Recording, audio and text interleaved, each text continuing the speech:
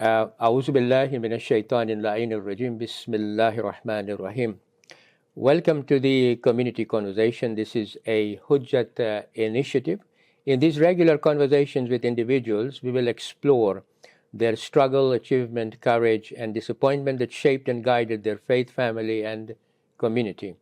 Today, we have with us one of the most accomplished young men in his field of expertise, whose skill sets and strengths range from corporate strategy to ESG and sustainability, and operating model design, business transformation, and decarbonization and net zero, whose understanding of the methodologies in management accounting, as well as in climate change and sustainable investing, has led to varieties of corporate and industry exposure such as agriculture, finance and funds, oil and gas, private equity, and zero carbon sustainability. He balances his professional life with community life, in which he has contributed greatly. He is Shoaib Esmail. Welcome, Shoaib, to Hujjat Community Conversation. But I think I have to now give you a fuller CV so that the audience know what your background is. Shoaib was born in London to Abbasbhai Ismail of Zanzibar and Shamimbai Ismail, daughter of Mohammedbhai Gangji of Dar, Salaam.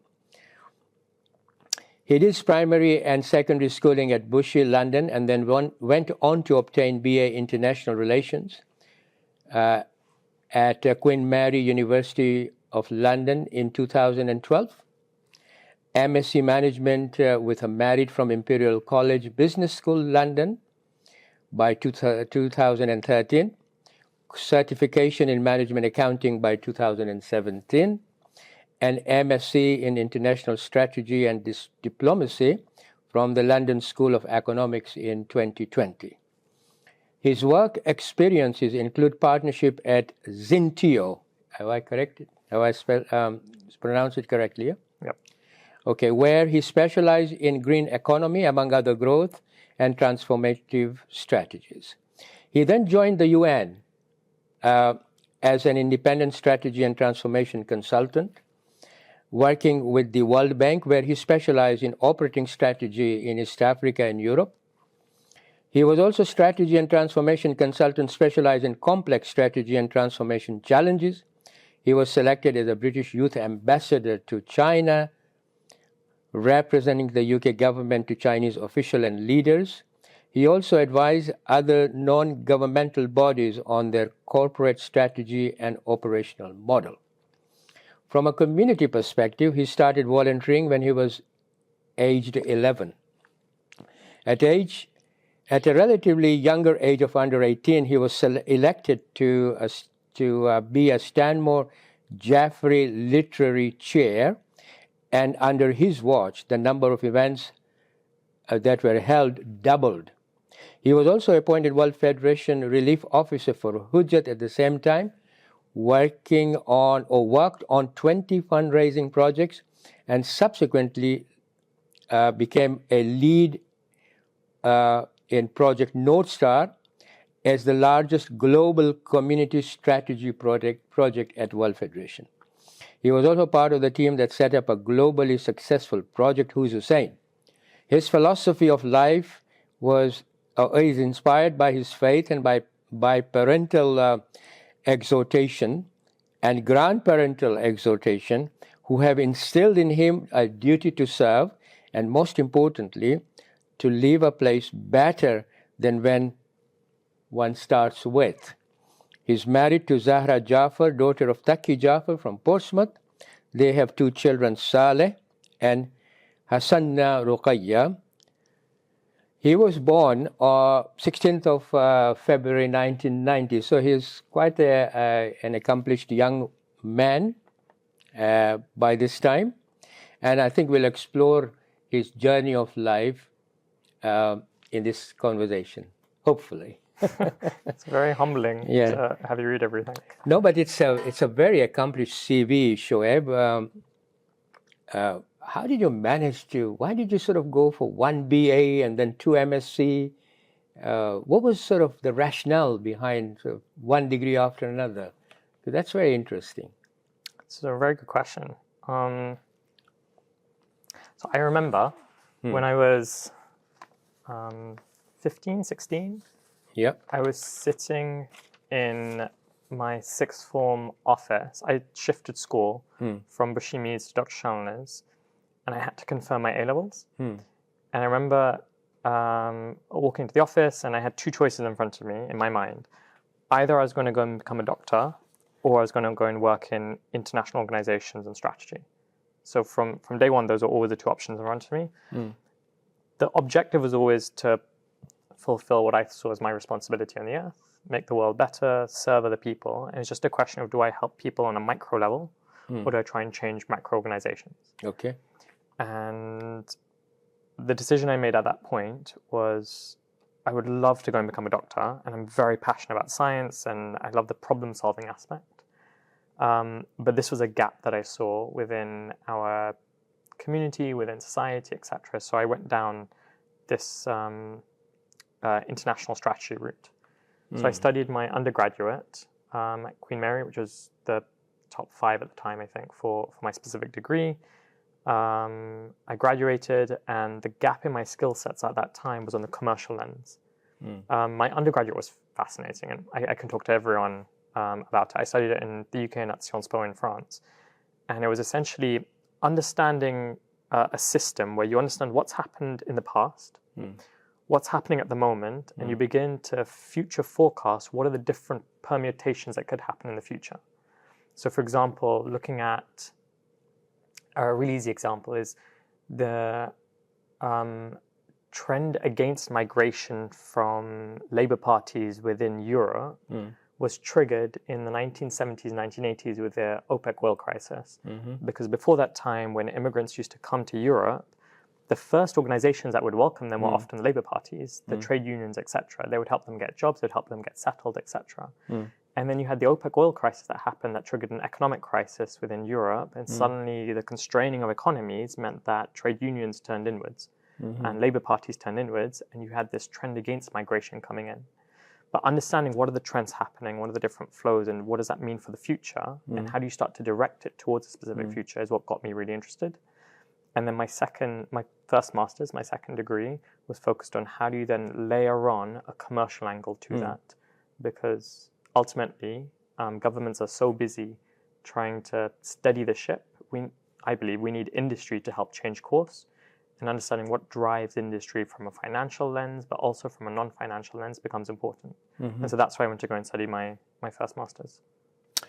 That's very interesting, because I was going to ask you a question based on that. I mean, you have started to explain it extremely well, because you've developed a lot of strategy and transformative element within your sort of career. This is something I suppose, in a way, we do it without thinking. In many ways, but in a small way. We do it. When we are making a decision, we do sort of have a bit of strategy and a bit of transformative element within our thinking. But you have actually chosen to study it. And then the core and the bare elements, which presumably excites your thinking, I suppose. And then you apply it in your field of work. I mean, I'm putting it in a very simple way. Would you say that you require lateral thinking or multidimensional view of things, or rather thinking in your work?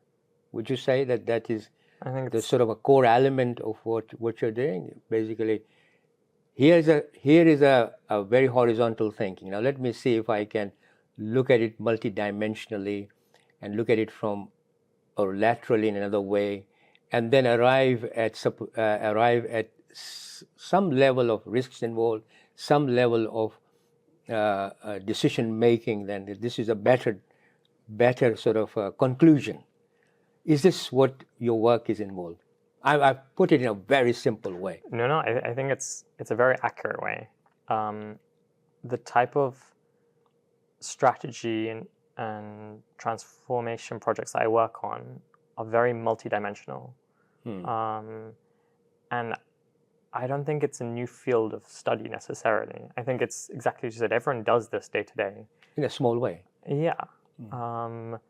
It's just when you start adding on other complexities, then you need to be able to take a step back. That's right. And that's what I try and do. And that is the reason why when we do our thinking, we do short change ourselves if we are not reflective and deeper and don't consider other dimensions to it.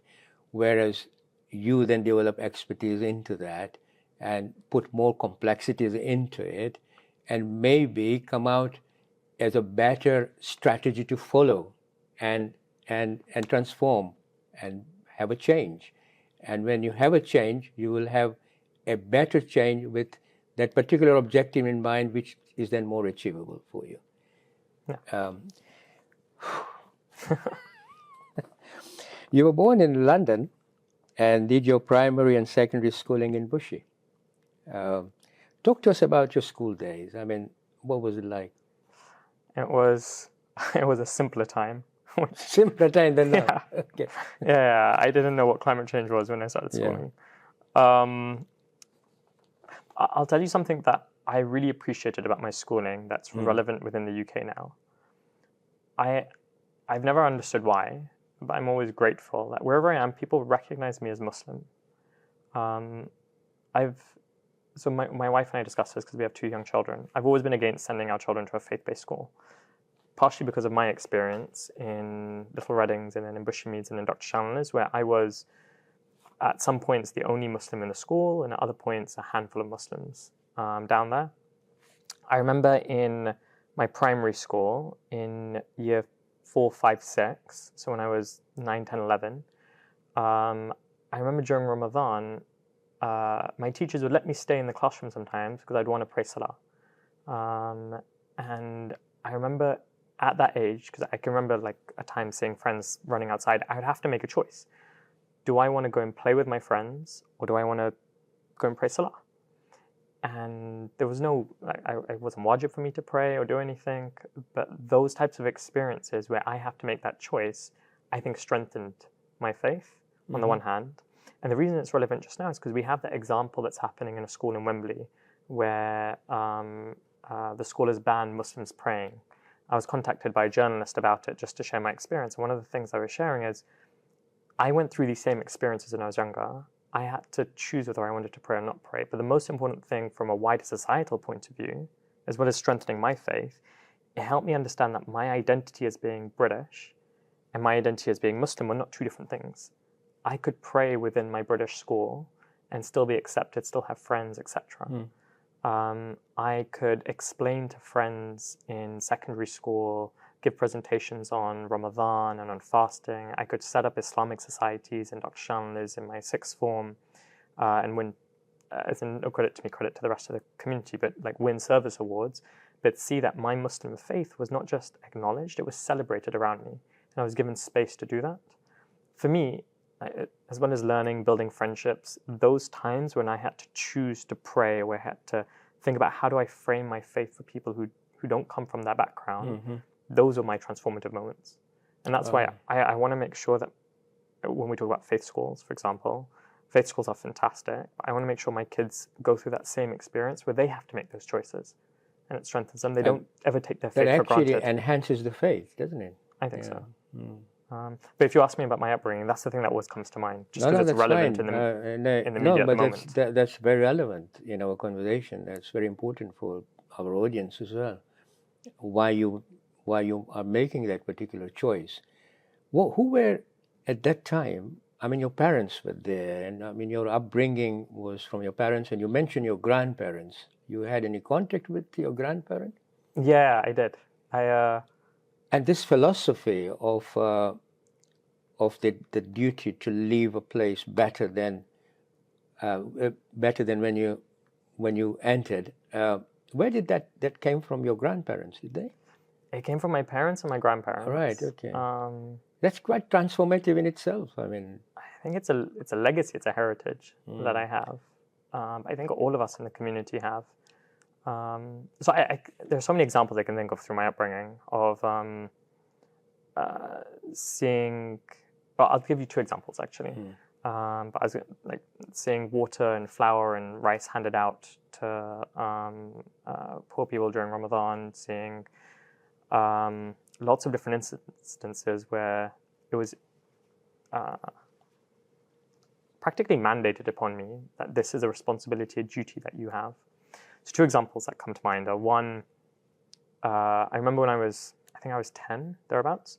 I was in India with my mom and my younger sister and family, and we were touring around, and I thought it was a fun holiday.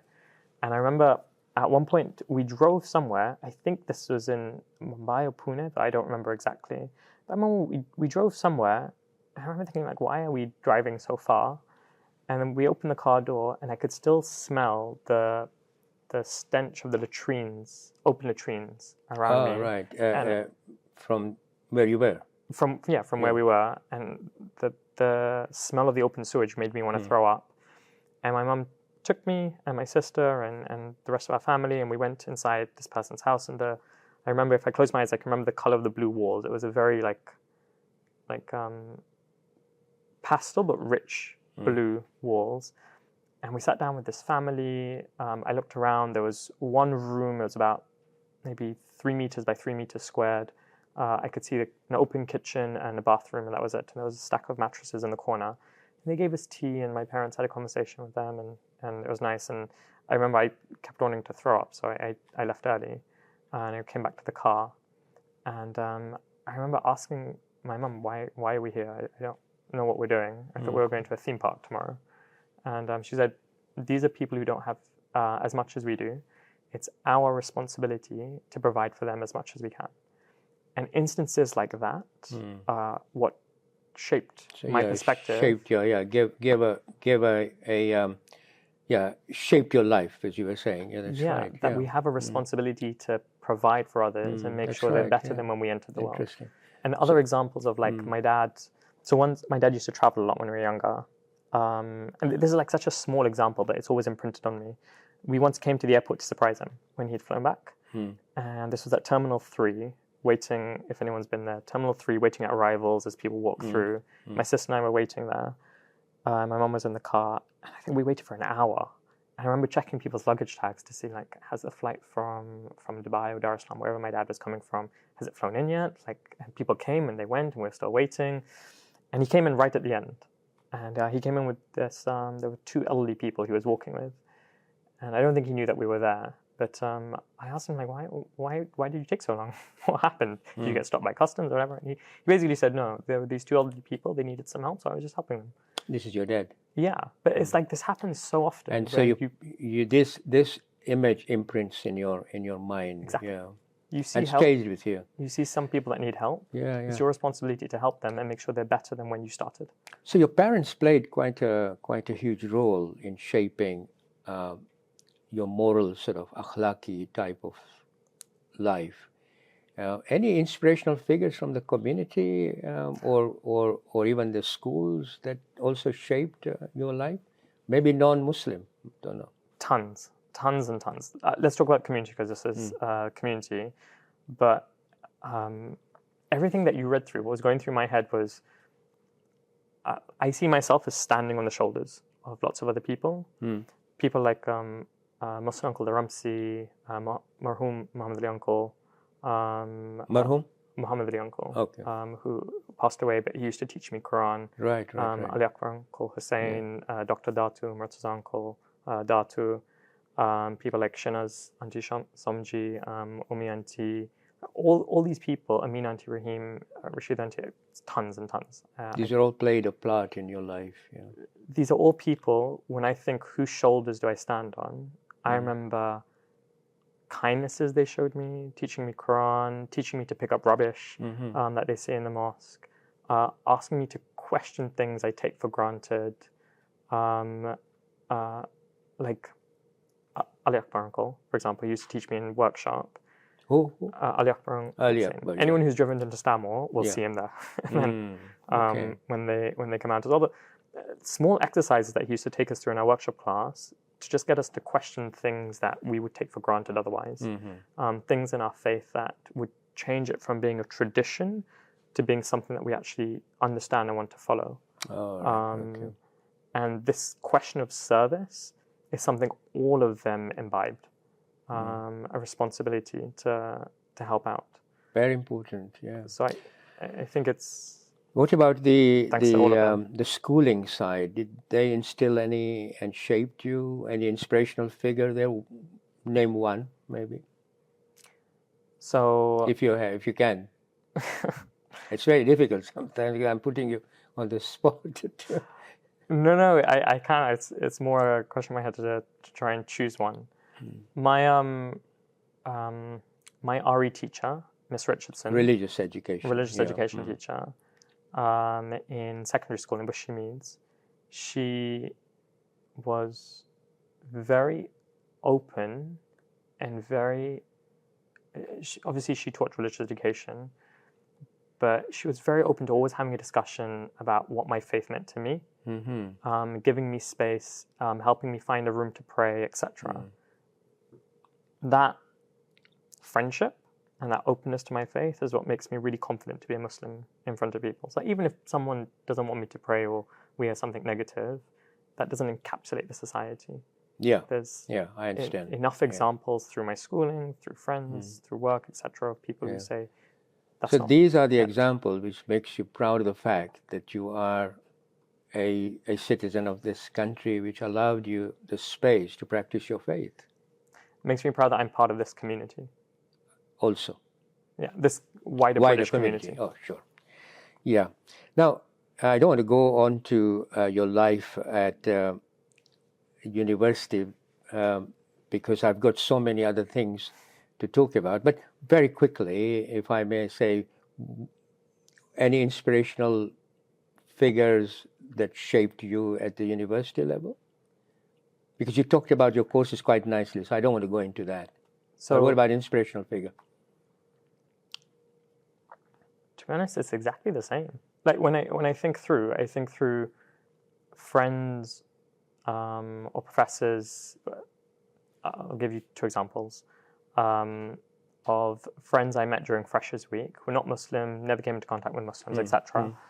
And we'd go out and I'd say, I need to pray, and they would help me find a place to pray. And they'd wait, I'd pray, and then we'd go and do whatever we wanted to do.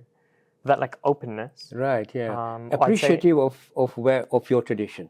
Yeah. And wanting to help out, not just tolerating it, but respecting it, truly respecting it. Which is quite different, And when I studied at Sciences Po in France, at that time, I remember Sarkozy had launched a debate, a national debate on the role of Muslims within French society, the role of Islam within French society. Such a thing, if happened in the UK, would be scandalous. It was a very normal thing that was happening in France. And the people I was interacting with, for some of them, I was the only Muslim they had ever come into contact in their life. In their 18, 20, or if they were a professor, 30, 40, 50 years. And on the one hand, it's like a lot of responsibility to represent 1.6 billion people at that moment. But on the other hand, they made it very easy. It's very inquisitive. In France? In France. Very inquisitive, wants to understand. As long as you show respect to them, but then, they respect you. And that was a very eye-opening moment, because from the outside, you see this national debate in the media, question about Islam, and you think, well, why am I even here? And then you go and talk to the people, and you find that doesn't trickle down. Isn't it interesting that the hijab issue in France is much more ideological, whereas in Britain, the hijab issue was dealt with very pragmatically. I mean, they would accept hijab provided it is in the color of their uniform or something like that. Whereas in France, it became much more of an ideological issue. Perhaps two societies have a different way of looking at things. We are much more comfortable here, and the society generally is more comfortable with the hijab issue. Whereas in France, they're very ideological. But anyway, I don't want to go into Shoaib because that will take our time. I want to. You talked about France, so can you share your experience of China when you were selected as a British youth ambassador to China? What can you share your experiences of China? It was a lot of fun. It was. I'm sure. So why were you? How were you chosen? Chosen by the British government? I mean, did you apply for it, or did they choose you, or how that came about? So I think I was tapped on the shoulder about it. And then I just wrote a response, just detailing things I did in Stanmore, to be really honest, and things I did with WF. This was when I was 18, so I just talked about Stanmore Jaffrey's. And I got a response saying, Alhamdulillah, you are a cultural youth leader within the UK, and we'd love to have you represent us. And who was that choosing you? Foreign so I office? Think, I don't know if it was a decision between the FCDO and the British Council. Right, okay. So it could be both, yeah. Joint.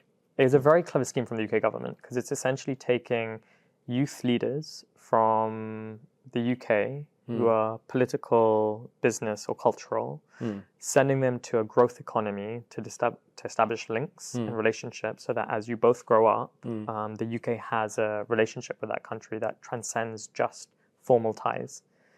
Practically speaking, I think I was probably the second youngest person in this delegation. There's quite a lot of us. There were 400, 40 or 400 actually. There's a big magnitude between those two, but 40 or 400 of us that went. And we had to go through trainings beforehand. We had to learn Chinese etiquette. We had to learn what we represent as the UK. How do we talk about different political issues? What do we do if a diplomatic crisis occurs, etc.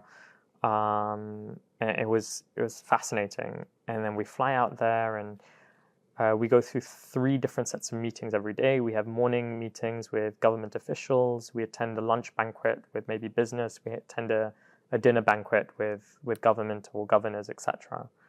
And you do this for a long time. And you get, I think, 1 day of rest a week. But it was amazing because you get to engage with this other culture, with this other society that, to be honest, all I'd ever read about was in books. And you learn what makes them tick, and you realize that actually we're all just the same. If I were to ask you one sort of diplomatic advice that you were given, perhaps, being in a foreign land and culture, how you behave or what expression you must use, not to offend, but at the same time put your point of view across some contentious issue. If I were to ask you what advice you were given, perhaps you can share that with us? So I'm smiling because our group had, our delegation was successful because it only had 2 diplomatic incidences when we were there. I was the cause of one of them by mistake. Oh, really? Because I broke one of the rules that we had, which I didn't realize was a rule at the time. So I'm smiling because I'm not sure if I'm the best person to explain. But I'll tell you what we got told and how it applies when you're a formal diplomat that's going versus someone who's just going as a tourist. Or even community. Or as community. Even community, yeah. One of the things we were told is when you go and you're in a formal session, do not speak Mandarin, even if you know Mandarin, because they have their own interpreters, and they may speak English, but it's a sign of respect within the culture that you allow them to speak their language, you speak your language, and someone will translate in between. Right. And that was something that was important for us because there were several of us that did speak Mandarin in our delegation. So you speak Mandarin? I started learning it afterwards. I think speak would be very liberal for my ability with Mandarin. But that's that. But when we went out in town on our days off and we could go and talk to people, knowing just a few words in Mandarin was so useful. It opened people up because it showed that you would try to learn something about them and they wanted to learn about you then as a response. So it was a really helpful thing. So there was a difference between the advice we were given when we were formal versus being informal. The small incident we had was, just in case this goes out wider, and I feel like I should explain it because we still have friendly ties with China, was I didn't realize we would have presentations from different governors, and I didn't realize one of them was being filmed, and I asked a question. I asked a strategic question about a plan he had to show that I was listening, but he couldn't answer it, and it was on national TV. And that became an incident. He got a little bit embarrassed that he had been tripped up by this. So you should ask a question when you are in a diplomatic mission. Not when it's being filmed on national TV. But then, from the community, I mean, we have issues within a wider society, say, and we have to talk about it from your diplomatic learning when you went to China. Do you have any advice to give it to us? If, for example, we want to talk about issues which are contentious in this country, as say from member or speaking from member, would you say there is that you can share anything that, if we want to put it, how should we be putting it? I think the only things that come to mind are we should acknowledge that words mean different things to different groups. Right. And if we're saying something, especially on a public platform, we have to acknowledge that the language we use can be interpreted by different people in different ways. And that acknowledgement becomes very important. Yeah. So that's on the one hand. And when we're engaging with other people, like one lesson I got taught was ask more questions than you give answers. Because ultimately, when you can ask people enough questions in a very humble way, you not only show that you're listening to them, but you get to boil down both of your values to commonalities. All right. And ultimately, we're all trying to do the same thing. Understood. Yeah. I want to now move on. Well, before I move on, your career exposure is to things green in life. Is that correct? Yeah. And even in your school, and you set up several societies, and one of them was a recycling sort of system in your school. So you sort of, from a very young age, green was something, or sustainability of the environment is something which appealed to you, I take it. What motivated you into that green career and sustainability and carbon print? And what does, I mentioned, is it ESG? What does ESG mean? So it's very cool now to work in sustainability. Yeah. And at that time it wasn't. At that time I was very nerdy. I might have lost a friend or two in my recycling scheme across the school. Ultimately, it boils down to the concept of ashraf. That's what always sits in my head. It's like, when we're younger, it's one thing I'm grateful for, the way we're raised in our community. Like, one of the things I always remember is every grain of rice that you leave on your plate will testify against you. Like, why did you leave me? Why did you? Yeah. Yeah. Why take me if you're not going to use me? Right. It's a blessing from Allah. Use the blessings that you've been given, or don't take them because they're for other people. It's the same thing. Anytime I see waste on the floor, I just think it's ashraf. So the recycling scheme was in my secondary school was simply because tons of paper we were throwing away. And I just wanted a way to aggregate it and then recycle it, either within the school or actually just put it in a recycling bin so it could be used. In terms of ESG, it takes part of that What concept. does that mean, ESG? Environment, social, and governance. It's essentially the environmental, non-financial. social governance. Okay. It's the non-financial elements of a business, encapsulating everything from the governance processes it has within itself, its culture, its approach to its own internal staff and stakeholders or external stakeholders, through to social issues across its value chain, labor rights, human rights, child labor, etc., to its environmental performance as well. Right. Its That carbon extensive. emissions, Okay. water, everything. And it's always growing.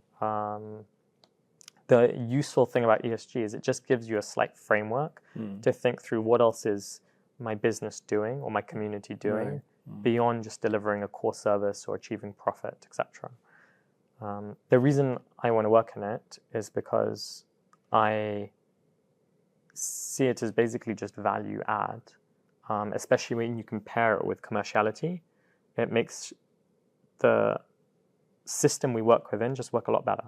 Imagine if you could have a program at Stanmore, if we take Stanmore as an example. Imagine if you could have a program at Stanmore where you could say not only did people spiritually develop, we also had 0 emissions coming out of this from the immense electricity that we consume. And we made sure that everything we consumed provided for people upstream the supply chain, fair wages for the vegetables that sit within our samosas or the tea leaves that are gathered wherever they are. And We had no waste coming out that Right. went into a black bin. It wasn't polystyrene cups. It was all recyclable cups or paper cups, and we knew that it was actually being recycled back in the system. So your achievements are the same, but the process is much more valuable overall, and you're using a value-based process to achieve whatever objective that you have in mind or whatever end game you have in mind. No, nicely explained, Shoaib. The one thing I'd say is, Yeah. hopefully, if this is the area of ESG that I specialize in. It's Right. Around the commercial element of sustainability. Hopefully, if it's done correctly, and I can give tons of examples, but if it's done correctly, implementing sustainable practices doesn't just achieve the same economic value if we're looking at a business. It actually achieves more economic value. Because you create, if you're looking at a business, you create new revenue streams from your waste. You get to sell premiums on for sustainable products. And if we're looking at community, then the way I think about it is if we can implement sustainable practices, then not only are we developing a community spiritually in terms of giving them Islamic knowledge, we're also developing their sense of relationship with the environment. That's all come from Allah. So it's more value that's being given on, not just the same value. Yeah, yeah. But is the world going that way, do you think, nowadays? Hopefully. Hopefully. I mean, there is still opposition to, some of them don't even believe in some of these predictions that were made. They were sort of questioning it, climate change and all that. Yeah. Scientists. Anyway, I want to move forward now. You worked at UN, United Nations. What was it like? It was amazing. It was the best career decision I ever made.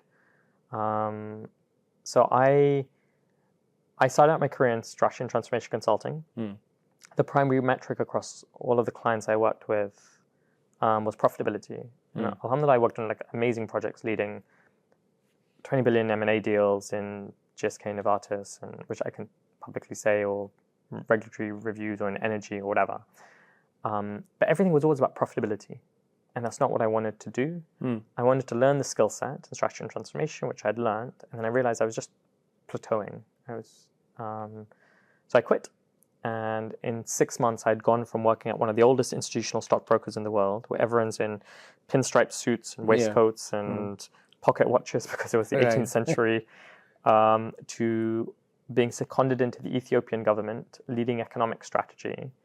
And I remember in that 6-month period, I was very specifically sitting on a farm in rural Amhara, interviewing a farmer on an export strategy I was designing for the country, whilst this cow edged closer and closer to my head, and I edged into a barn because I was terrified of this massive animal. Yeah, I was terrified of the cow. It's huge. And the farmer... Salivating, I take it. Just like you now, it's like PTSD. Just like you now, the farmer was just laughing his head off at this British guy terrified of cows. Coming from Bushey. Coming from Bushey, advising us on our export strategy. But and so afraid of the cow. So terrified. A docile cow. It was not docile. It wasn't aggressive, was it? It was friendly. It was very friendly. But that's what, it got me really hooked, that I was using the same skill sets that I use, but I was achieving so much more value. So it wasn't just $2 billion of exports I was targeting. It was building employment opportunities in the country, helping to secure livelihoods for huge families that existed in these rural regions. So it was amazing. Yeah, so you saw wealth in that. Wealth, not sort of monetary, but wealth in the sense that society is now much more richer from sort of the original earth-based elements that we have. That's a wealth in itself. If we preserve it and if we expand it and if we make it comfortable for everyone, the society is much better off that way as well. Not only in terms of having money and monetary. By just giving them money, you can transform society through money as well, but also through the means that you just talked about. Yeah, it was actually, to be very honest, it was very humbling because I came in with a skill set, of course, but I learned so much from the Ethiopian government around what does efficiency and productivity, what do these terms actually mean when you're working in a country that has other objectives. I'll give you one example. I designed, one of the projects I did when I was in Ethiopia, I designed a tertiary market for horticulture within the capital, within Addis Ababa. Addis Ababa, yeah. Think of it like I designed Bow Market for them, or Borough Market, or Farringdon Market, any one of these markets where you have lots of different horticultural or livestock goods that are sold. So I designed it, I designed the operating model around it, I designed the system, etc. One of the simple decisions that we had to make was, what flooring do we use? Do we use tarmac? Do we use cobblestone? Do we use something else? And I remember I did a very quick analysis. I thought it was a very easy decision. And I went back to our senior directors and I said, okay, so these are two options. We narrowed it down to tarmac or cobblestones. And I think tarmac makes more sense because it's more economical, it has greater longevity, etc. And the first question they asked me wasn't about the cost of which one. They said, which one gives us more employment for our youth? And it was amazing because I thought, well, that's not a metric I ever used before. And we ended up going with cobblestones because it employed more people. And the circulation of the money and all that, yeah. And so I was I learned so much from just engaging in that environment around how do you turn businesses or community organizations or civil organizations or governments into something that's not just focused on bottom line. That's another dimension altogether, isn't it? Yeah. For you. I want to now, because I've got quite a few questions on other things that I want to get to, because they are very interesting, I think, for the audience as well. Your contribution as chair of SJ Literary Section, also madrasa teacher at one time, and you were WF relief officer for our hujjat, the community, and worked on 20 fundraising projects. Now, based on your extensive experience in working with young people and serving our institutions, what is your observation of young people's relationship with the Khoja community? Do they, now I want perhaps a candid conversation here, do they value and contribute to it, do you think? So there's two different aspects to this. So I can say, and I have the quantitative data to back it up, that affinity to our community centers has been falling generation by generation. At a global level with WF, at a regional level, and at a Jamaat level. And that's to be expected.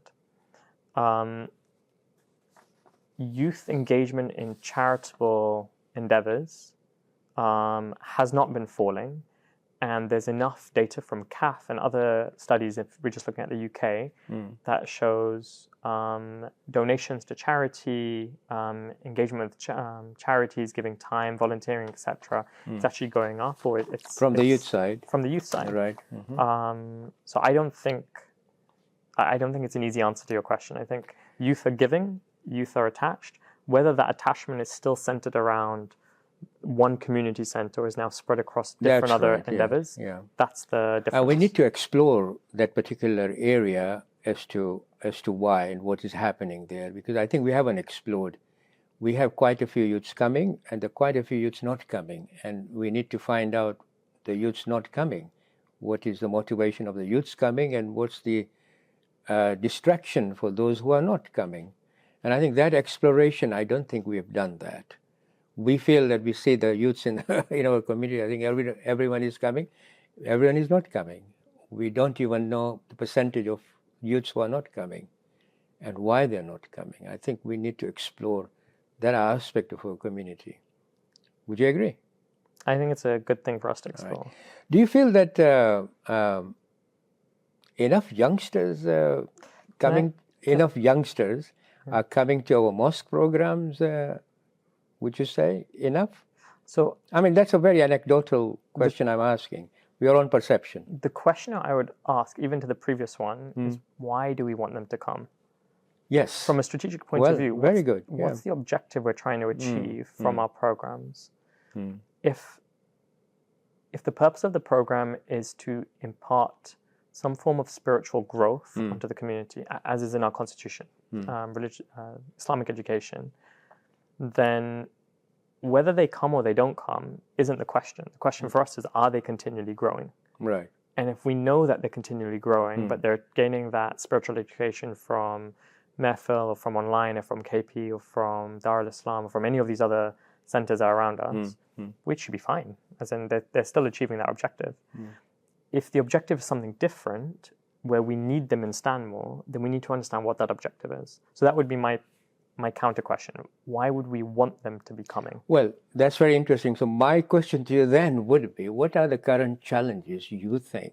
And I don't want to go into too much, but just a couple if you can, for young and married couples that they face today. In your opinion, what are a couple of them?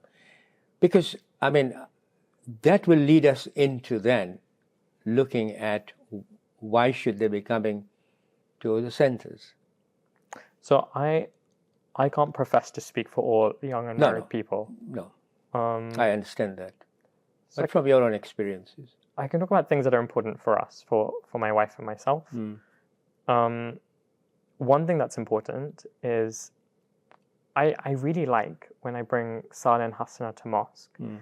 And one thing that they love coming to mosque for is they don't understand what's going on in the member. They don't understand what's being recited. What they do like is they come and they bring their food and they just want to walk around and hand out their food to everyone. That sense of generosity. That atmosphere? I think they disrupt the atmosphere, to be very honest. I'm pretty sure that something important is being spoken about, and you have a lot of people that just focused on this 4-year-old boy that's handing out his cucumber sticks. Hopefully he'll do the same thing if he had a box of chocolates, but he's more than happy to hand out his cucumber and carrot sticks to everyone. But that's like a very nice atmosphere where they come and they practice their values of generosity and service, etc., in a friendly environment. The other thing that I like them doing is I'm very proud. My children, they know what Salah is. And sometimes my daughter uses it against us because we'll tell her to go and eat, and she'll go, no, I need to go and do, she's only 3, she'll go, no, I need to go and do wudu and pray Salah. And we don't know what to do in that situation. So she's very smart from that perspective. But they see us pray, they see us recite Quran, and it's very nice. I like bringing them to an environment where there are more people doing that. And they don't just think it's just us. Happening? Yeah. So they come, they see other people reciting Quran.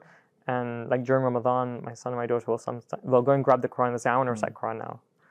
Or they'll say, I want to pray Salah. Are there anything that you feel can do better, or perhaps more favorable to you as a young couple that should happen within the community? So I think they're already making ways like this, where they're creating mother and toddler and father and toddler rooms, so we don't disrupt other people. They're making certain sections more accessible. Yeah, they're doing that nowadays. I guess if you're asking me for one piece of advice, so it's very difficult, I would just ask that whatever's being recited on the minbar, there's an acknowledgement that there's a wider audience that's present there, and so certain concepts aren't always the best concepts to be talking about if you have young children in the room. Right. Okay. And also, that's difficult because how do you calibrate correctly? Yeah, I think that also needs to be understood, that non-Muslims can be present within the community, particularly at certain times, and that you have to be very careful as to what words we are using and whether it can be misconstrued. This sort of thing. I mean, that needs to be evaluated constantly and continuously, so that when the non-Muslims come, that they have a better understanding, a proper understanding. Okay.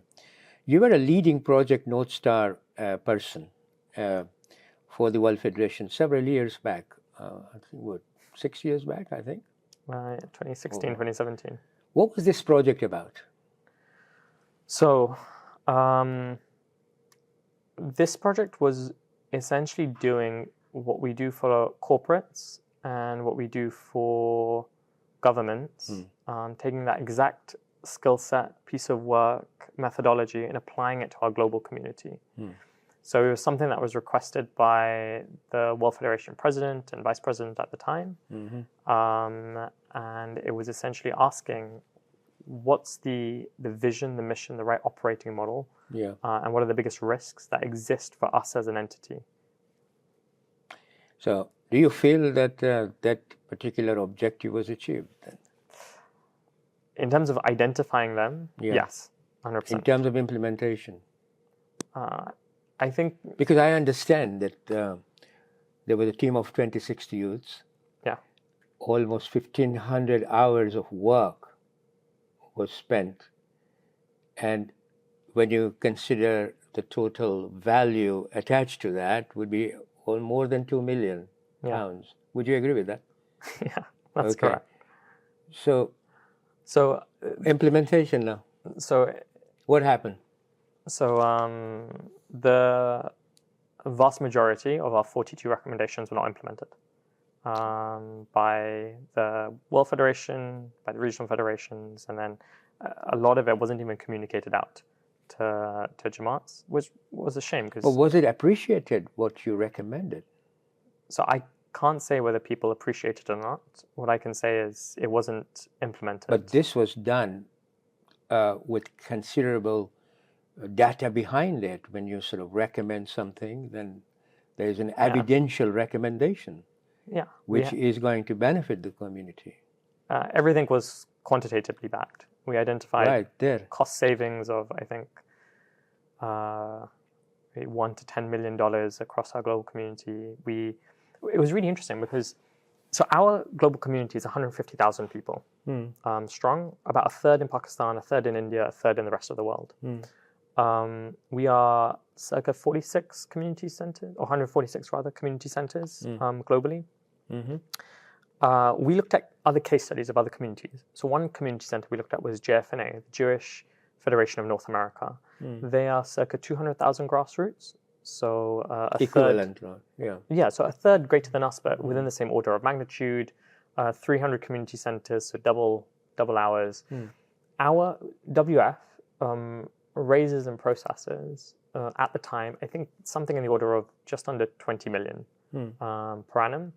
JFNA had started out in the same guise as ourselves, and there are other examples within the Trinity Church in the UK and others. They'd started out in the same guise as ourselves. They were community-run, volunteer-led, etc., etc. A small balance book that they can process through. They had gone through their own internal strategy and transformation process, and they were then, in 2017, channeling about $16 billion worth of funding, the vast majority of it grant funding that came from government. Because they knew exactly how to position, process. And we had the same access to the same funding sources, a lot of the same funding sources. And we didn't go down that route. The recommendation we had for our global community is there were five key messages we called out. The first is we have not understood what our vision and our purpose is as a global community. Rightfully so, we invest in so many different relief projects around the world, but we're spread very thin. We're not driving impact. And sometimes we're not driving impact in the right places. So one of the things that we were talking about is, if we take Stanmore as an example, we've been in Stanmore for 20, 30 years. How much relief, how much value addition have we added to our local community and society? Running soup kitchens, supporting local libraries, engaging with local schools, supporting orphanages, etc. Like, how established are we actually down here? And so thinking about the efforts we provide in a much more holistic sense become much more important. The community is moving to Harefield at some point. There's a lot of pushback from the Harefield residents about having a mosque come over. What can we go and tell them about the value we provide to local communities from our evidence in the past? Yeah, evidence of the past, which would have been helpful to us. They would have been useful. But in Dar es Salaam, at least from what I understand, when I go down there, it's much more of that. It used to be part of who we were, but we've lost part of that. But our vision and objectives as a community, we've lost it. We don't know why people should be coming to the center, what spiritual development is, how do we assess it, how do we track it, how do we make sure we're driving forward, etc. So that was one thing. The second thing was our operating model as a global community was broken, because there's only so much we can do as if we're so volunteer-led all the time. That's right. Volunteers need to sit on the board. They need to guide strategy. But for me, I would see it as a waste of time if we have presidents and secretaries of our Jamaats and regional federations and of the Global President Federation spending their time doing administrative duties. That's not the value that they're there for. They're not there to send out a whole bunch of emails and call people, etc. They're there to do the strategic thinking. all of these other lower value add services, we should professionalize. It's the same process JFNA went through. Hire in staff, give them the operational responsibilities, but keep, just like a board of directors in any company, in any charity, keep those as the trustees, the elected volunteers of our community, because that's the value that they'll add. It's worked in so many other communities. We lose time, we lose bandwidth in the most precious resource we have. We lose that when we ask our elected officials to just do these general administrative responsibilities. And then they grind themselves, and people burn out. Yeah, they burn out. Yeah. Financially, we weren't stable. Yeah. Affinity-wise, we were falling, and there were other challenges we had in terms of brand, political risk that exists in our communities, etc. Sorry, Karen, but do you think that the leadership felt that the changes that you were proposing were too drastic for them to accept? Drastic for them? I think some of the leaders thought that the changes we were recommending were too drastic. For us, the 42 recommendations we had were what we thought would solve the challenge.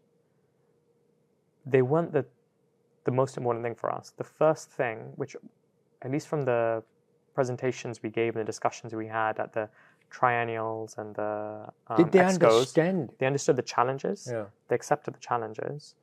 It was what to do next that I think was there. And I want to be very fair to all of our leaders. Everyone comes in it with a good heart. So there's no ill will. If they didn't think that was the right solution, then they didn't think that was the right solution. We're just candid about the whole thing. So is it salvageable in any way given the current situation that we have? Do you think that your recommendations are salvageable, or they have passed the date of expiry? Hopefully the vast majority don't have a sell-by date where they expire in 5 years. I don't remember all 42 recommendations off the top of my head. I would say the ones that I do remember, I think there's still enough life within them to discuss. But for me, it's not the recommendations that are important. It's we have a challenge within the community, some of which you've already talked about.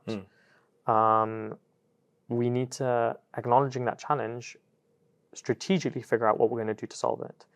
And the first thing, the most important thing that we need to do is figure out, why does the community institution, not the community itself, but why does the community institution exist? What is the purpose of the World Federation as a body? And once we figure out what that purpose is, let's define what success for it looks like, and then define what the right operating model is. Not start with the operating model in the process. We've both been to a lot of excos. One of the most exciting and most depressing times are when you have people stand up with process points. It's exciting because there's a big discussion, and it's most depressing because you think, I did not fly all the way to Reunion Island on a 14-hour flight to come and talk about process that's not going to impact our end outcome. We came because we want to drive impact for our community. It has to be like that. That's logical. That makes sense as well. What is your evaluation of the way our Khoja institutions build relationship with young people? I'm now very specific about young people because they're the future generation. Do you feel that there is enough of a building of relationship with the young people given the current structure we have? I mean, at Jamaat, I can understand it. What about regional and world federation? You work with the global organization. So I'll say something that's very depressing. If the UK government fell tomorrow, I would feel it immediately. If my corporate board of directors, or if the body went into administration or whatever, the company I work at, I would feel it tomorrow, right? If my Jamaat fell, I would feel it within the week, right? Because I wouldn't be able to go to a Thursday program, Jummah Namaz wouldn't be there, etc. If my regional body fell, and if Khoij fell, and if the World Federation fell, I wouldn't feel it for a year, years. It would be only if, like, I asked somebody. It's not a meaningful existence in your life at the moment. I don't feel any. I've had this discussion with different presidents in the past. It's one of the things we talked about in Project North Star. I feel no impact. whatsoever. I'm not saying other people don't, No, other people do, but maybe one good test is how many people knew that there was a WF election recently. I think most people don't see any impact. Most people would not be able to call out who the president of WF or COAG is, and I think that's a sad fact. So do you think that having this hierarchy, geographical hierarchy, regional Jamaat, regional, and world federation tends to sort of delineate the grassroots? I mean, at the Jamaat level, it be functioning okay because it can be felt if Jamaat closes tomorrow. But the other ones don't have as close a relationship with the grassroots, and therefore they feel quite distant. And if it falls tomorrow, I don't think they would mind that. Even if World Federation falls tomorrow, the Jamaat is still functioning. And in today's sort of environment with a knowledge-based society that we have, with communication so easy, Lindy can communicate with London so easy, they may not want to go through the regional and world. The Jamaat can communicate with each other quite nicely. So instead of a geographical relationship, we should develop a functional relationship within our grassroots. I think there's some logic to having regional groupings and having that delineation, but at a functional level, though. So it was one of the recommendations that we had where you say, all right, okay. So in addition to having regional groupings, because the concerns that we have within Europe would be different to the concerns and challenges that may exist in India, etc. That's right. There should also be relationships that we said that should be forged between the treasurers of different communities. There are shared challenges, maybe a shared service model that could exist between them. One thing I really want to pick up on what you said, though, is it just saddens me because of how much I've been blessed to learn about WF through this project and the regions. If WF and COAG and the regional bodies fell tomorrow, and the Jamaats they would say, yeah, we can go on. That's a sad state of affairs. What value are they adding? And they are adding value, and they can add a lot more value. But I think that's the challenge that I have. I think there's so much more we could be doing, so much more growth we can provide to our community and to those around us. I just wish we did. There's also another view, Shoaib, that I also think that in say Africa Federation has a very special history, and the federation evolved. In Europe and America, the federations did not evolve, but in many ways were imposed on the Jamaats, because at the World Federation level there was Africa Federation, and then the Jamaat had a direct relationship with World Federation. So this hierarchical concept was then imposed that, look, we must have a regional federation of Europe and the regional federation of America and the regional federation of India and regional federation of Australasia. So we must have that. It did not naturally evolve into a federation. It was in a way, look, get together and make a federation. So in a way, it did not meaningfully evolve. It was then meaningfully imposed. And then suddenly we find ourselves that, big Jamaats lost their voices, say, in Europe and America, and they have to go through the regional, and the tension between regional and Jamaat. So I think I don't want a big discussion on it. I'm just putting a point of view. I think there's a role for the regional groupings. Oh, there is. There is a role. We need to find groupings. It now. I think part of their role they're fulfilling already. I think there's a lot more value we can add. One of the recommendations we had in PNS, in Project North Star, was that actually the superfluous body is WF. Yeah. And so what we said is we don't need the World Federation elected officials. So it's actually a very funny, I still remember when we discussed this in London. We said the World Federation president, vice president, secretary general, etc. Let's get rid of those roles and take the regional federation presidents and elect them into an overarching board that sits on the World Federation.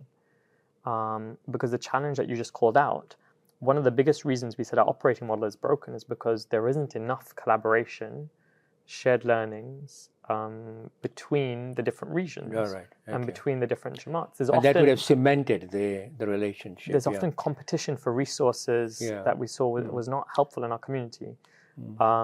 So for us, we're very clear. The regional groupings, there is a role for them.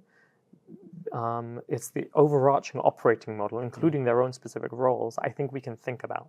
Right. But the starting point is there's a purpose for our community that we're trying to achieve, and there are challenges we're trying to avoid. Let's start there and then figure out the right operating model to address those. Otherwise, it's cart before the horse. Right. I think there's enough of this discussion that we had. I think offline we will have a discussion on this, because I think it's very interesting to see how moving forward, what would be the best sort of way of moving forward as a community, both regionally, globally, and also looking at your recommendation, 42 recommendation, because you've done a lot of work, it appears. So we should look at it, re-look at that, and see how we can benefit the community. I was going to ask you what's your advice to the Jamaat and Regional Federation and World Federation, but you have given quite a few in our conversation, but I will still give you an opportunity. If you have sort of any advice that you want to give to the leadership at the Jamaat level, regional and World Federation, if you can combine it together, it would be good. Would you be able to, or separately? So the first thing I would just caveat is, for Project North Star, anyone who talks about youth not engaging in the community, I would always encourage them to look at Project North Star, because it wasn't just myself, it was 25 other youth, 26 youth across the globe, each deploying their own skill sets. And you quoted it earlier, it was a gift from those 26 youth. I was the least of them. A gift from those 26 youth to the global community worth £2 million, which is a very, at least in my eyes, it's a very big gift. And they each invested themselves to do this, taking unpaid leave, and I think in total, between them, they invested about £20,000 of their own money to accomplish this project. So I would always point out that that's a really good example of how youth want to get involved. It's kind of like water that's running. When they see a block, the thing today is there's so many other avenues where they can go and invest their time, their efforts. So many other charities. So youth are always involved. It's just where they're involved and how we get them involved in the places we want them to be involved. And how an institution can make life easier for them to get involved. Yeah, that's 100% the case. The piece of advice that I would always give, and I've spoken to some resident alims about this, is when I read through our constitutions across the board, the primary objective of our community is spiritual development, right? Written in different guises, Islamic education, etc., but it's always aiming towards spiritual development. And yet, at every AGM, we spend more time talking through our financial accounts than we do talking about what spiritual growth have we achieved. Right. And the reason, it comes to the same concept as ESG. The reason is because tracking through non-financial metrics are very hard to do. That's right. The piece of advice I would give to our community of accountants and business leaders and everyone is, we need to invest time in thinking through, what does spiritual development mean? What are the success metrics? And how do we start tracking against those metrics? And then use that as our North Star to go forward. We put this in the report as well, but I recommend it for every community. Success by the end of the year is not having a surplus in the bank account. It's not running 100 programs. It's not having 5,000 people attend your Ashura program. Success is linked to your spiritual development, but we need to define what that means. If we can find out what that means, then how amazing would it be if we can do everything we did, but with fewer programs, but we know that we're actually growing even more, or maybe we need more programs. We don't know what the answer is. My one piece of advice is, go back to our objective, define what success is, define how you're going to measure that success, and take it from there. And I think that goes equally to all the institutions, really, in a way, Jamaat, regional, the same sort of organized way of planning, assessing, and then moving forward, which the way you have put it. Yeah. And if you have the answer, that would be great. Do I? I don't know. I ran Awakening Project, and in many ways, my surveys were not as drastically expanded as yours, but the conclusions were almost similar in some areas. So I'm proud of that fact. Shoaib, thank you very much. Shoaib, I found it very interesting, our conversation. I think it was a very in-depth and detailed one, and I'm sure our audiences also would appreciate your input and your very candid conversation on how we're functioning. It's a wonderful journey of life so far, and we hope that that it would sort of develop into even more charismatic for yourself and productive for family and ourselves as a community, and you as a human being, that you finally achieve what you really want to achieve in life. It was really a pleasure to have you here. For our audience who are listening to this conversation, I think they will think about what you have said as I'm thinking. A bit more deeply, and there is obviously faith that also created a lot of opening for you in your life, and together with the faith you had the determination then to achieve whatever you wanted to achieve, and it shows in your achievements, both in your professional career and community life. So, pleasure having you. We'll talk again offline, and inshallah talk about many things that you shared with us. Thank you. Thank you very much.